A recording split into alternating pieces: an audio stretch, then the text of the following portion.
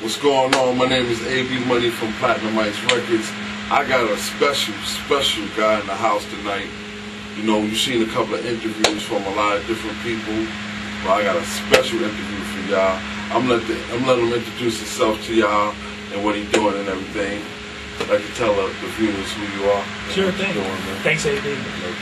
My name is Ed Riccio, and I work for Cedric and Cedar, the heritage brand of hip-hop.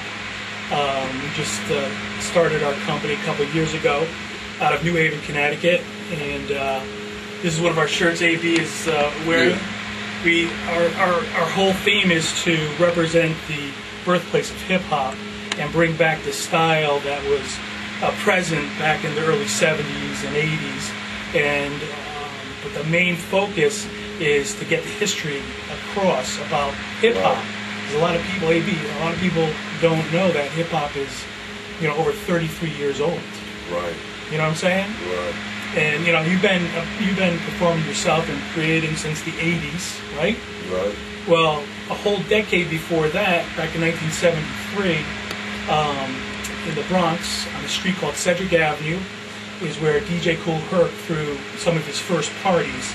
And historians can pinpoint the day and time when they felt that hip-hop started coming together as a culture, which is real. It's a really unique thing, because never in the history of the world has a genre or a culture been birthed, and they know exactly where it happened and exactly the time it happens. Right.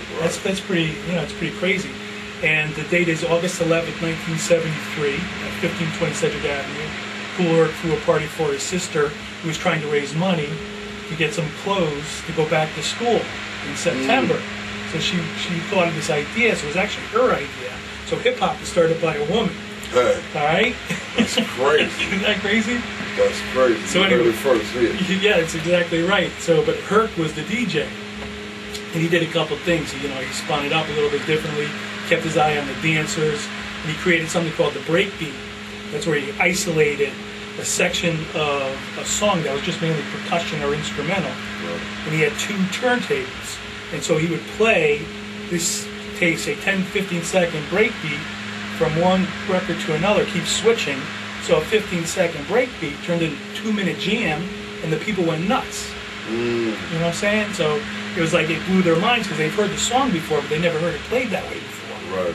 And it became like an overnight sensation. Well, anyway, I'm kind of telling you the history of hip-hop here. And everybody really want to know, because it's always been like dead spots in hip-hop where it skipped generation. That's right. And at the same time, you got young guys out here that really need to know this history, and then you got cats like myself that I might understand, but there's a lot of cats my age that doesn't understand that era of hip-hop. And it's so good that y'all doing it. And the craziest thing I always wanted to ask, and I've been curious about, is that from where y'all grew up and where y'all was brought up, what made y'all want to touch on hip-hop, on that era of hip-hop? Because y'all could have been, let's get Jeezy. Yeah, or somebody like Run DMC. Let's start with Run DMC, or let's start with LL Cool J, or with Sugar Hill Gang. Right. What made y'all not, because most people today, they try to go get these artists today to represent like the young Jeezy. I'm not putting them down in that, but Ludacris, all of the new MCs. What made y'all want to specialize the clothesline after the old school hip hop? Well, to tell you the truth, you know, my brother and I actually, there's 5 boys in our family. We have a sister, so there's 6 of us, and we grew up in a very, integrated neighborhood. Man, there were people from everywhere. You know? Right. So we grew up in a mixed culture. All our friends were mixed. You know, it wasn't white, black, brown, Hispanic. You know, if you spoke English or Spanish, it never occurred to us that was a problem, or we should be prejudiced against that. So that, I think, is the basis. Okay. Right. And then, as my brother Ray Riccio, who started this company, he's the founder of the company.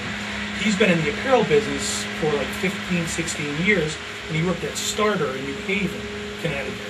When he left Starter, he always had this idea, because the kids in the street were wearing starter jackets to hook up with their kicks. And Ray was like, well, they're doing that for a reason. They're doing it for style, and they're doing it because of hip-hop. Because in hip-hop, as you know, it's only about the music. It's about the style, the way you look, the way you look up. Right. You know what I'm saying? So when he was ready to start this company, he started to look at hip-hop. You know, well, how can we build a clothing line around hip-hop? How did hip-hop start? So we just asked some very basic questions. And I'm like an amateur historian, you know. And I was telling him about, you know, the story of rock and roll is similar to the story of hip-hop.